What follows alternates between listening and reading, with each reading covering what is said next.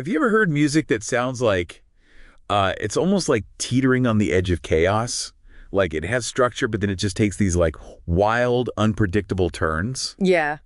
That's what we're diving into today. Cool. It's called Illogic music. Okay. And it's created using something called a logistic map.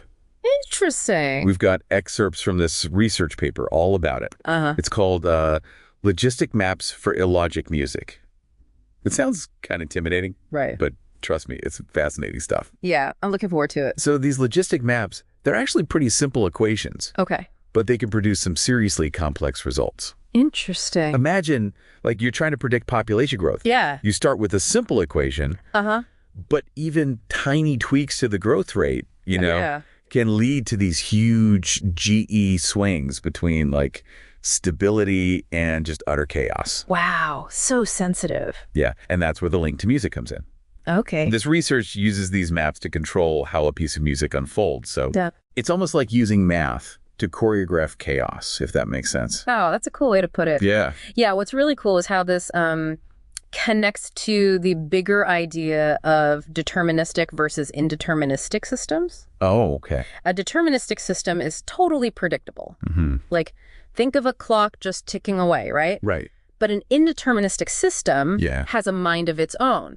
Think weather. Yeah, okay. You can't predict exactly what will happen, but it still operates within certain boundaries. So it's like controlled chaos, right? There's still a structure, but within that structure, things can get pretty wild. Exactly. Yeah. And that's what they're going for with this illogic music. That same kind of structured surprise. Exactly. And what's even cooler is that the researchers actually built a music program using these logistic maps. Wow. So they actually put this into practice. Yeah. And one map controls the timbre. Okay. That's the color of the sound. Right. Like the difference between a flute and a trumpet. And the other map controls the melody, which is the sequence of notes. Okay, so they're controlling two different musical elements with these maps. Exactly. That's really cool. The way they do that is with the R value in the equation. Oh, okay. It's like a, like a dial. Okay. That lets the composer control just how predictable or unpredictable the music is. So how much chaos? Yes, exactly. The higher you crank that R value, the more chaotic the music becomes. So it's like a chaos dial. Yeah, you can call it that. You can fine-tune the level of unpredictability. Yeah, exactly. And there's this YouTube video that shows exactly how this works in practice. Oh, cool. We'll link it in the show notes, but I'm curious, what did you think when you first heard this music? Honestly, it was pretty mind-blowing. Yeah. It starts with the simple, almost boring tone, but then as they increase that R value, the melody starts to get more complex. It takes these unexpected turns, and it's still musical, but it keeps you on the edge of your seat. Like you're constantly trying to figure out where it's going to go next. So that makes sense because our brains are wired to find patterns, right? Totally. We like order and predictability. So when we hear music that's intentionally unpredictable, right, it kind of messes with our expectations. Yeah, it's like it's playing tricks on you. Totally. And it gets even wilder around the 3-minute mark. Oh. That's when they introduce a second logistic map to control the timbre. Okay, so now we're messing with the sound itself. Exactly. I was listening with headphones, and it was like someone was suddenly switching instruments. Oh, wow. In the middle of the piece. Interesting. It went from this smooth, almost flute-like sound to something harsher, almost metallic. That's because the logistic map is literally rearranging the, I like to think of them as like secret ingredients. Okay. That give each sound its unique color, and those are called overtones. Gotcha. So by changing those overtones, you can dramatically alter the timbre without actually changing instruments. Exactly. It's like morphing one instrument into another. Whoa, right before your ears. Yeah. Get ready. Because at the 3-minute mark, things get really interesting. Okay. The composer cranks up that chaos dial. All right. And you'll hear the music pushing the very edge of what your brain can even process as melody.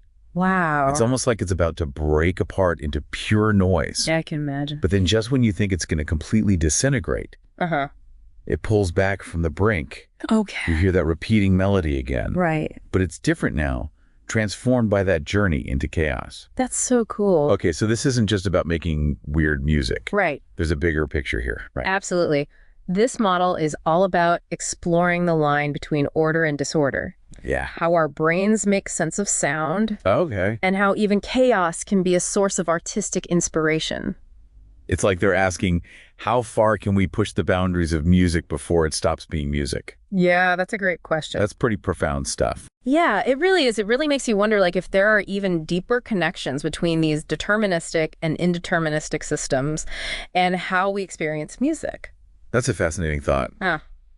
I remember reading about the specious present in the research paper. Oh, yeah. This idea that our perception of now is actually like this tiny window of time. Right. Where our brains are trying to make sense of like all the sensory input we're getting. Exactly. And music plays a huge role in how our brains organize that flow of time. Okay, yeah. I mean, think about it. Music has rhythm, patterns, structure, right? Yeah. Those elements give us a framework for understanding, what's happening in the present and anticipating what's coming next. But what happens when you introduce illogic music into the mix? Right. Music that's like deliberately unpredictable. Yeah. Does that mess with our perception of time? That's the question. It's a big one.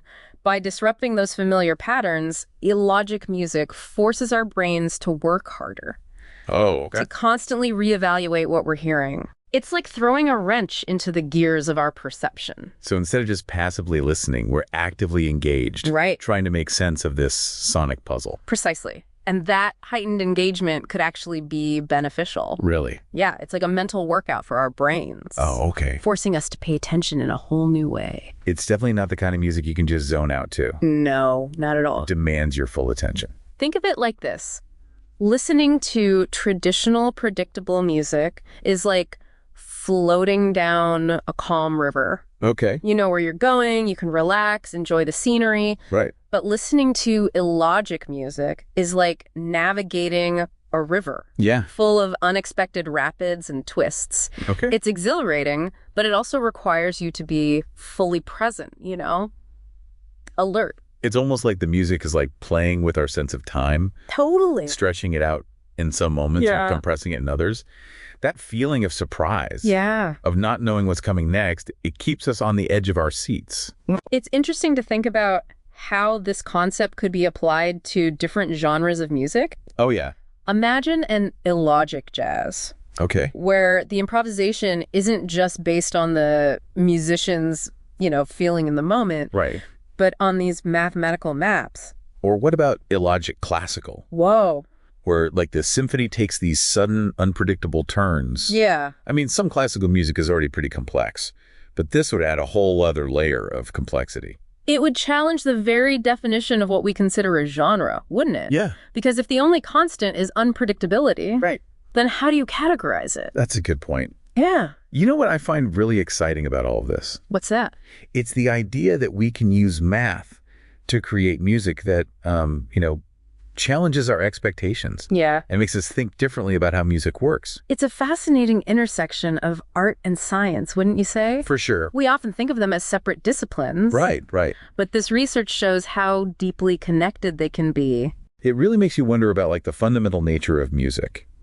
Right. You can create these like complex, engaging pieces using mathematical models. Yeah.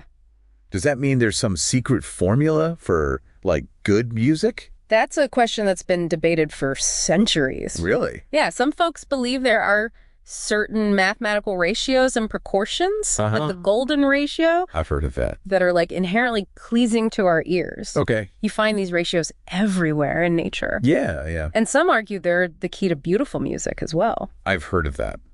Like the perfect balance and proportions you see in like ancient architecture or even the spiral patterns of seashells. Exactly. But couldn't you also argue that good music is about more than just math?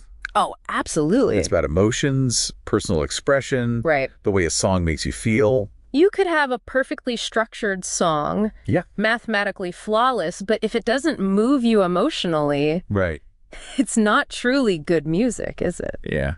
There's a certain magic to music that goes beyond just the notes themselves. I wonder if this illogic music is a way to explore that tension, that push and pull between the mathematical structure of music and the way it, like, affects us emotionally.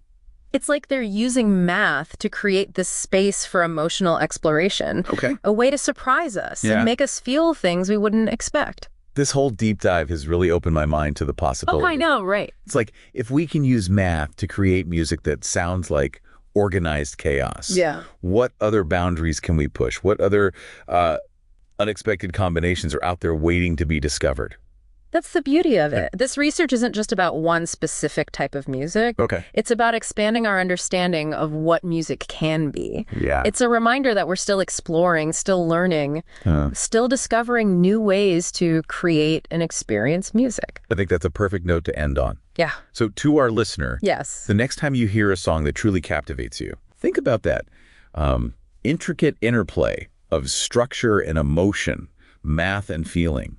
You might just uncover a deeper appreciation for the magic of music. And remember, keep an open mind and an ear out for the unexpected. Yeah. You never know what sonic adventures await.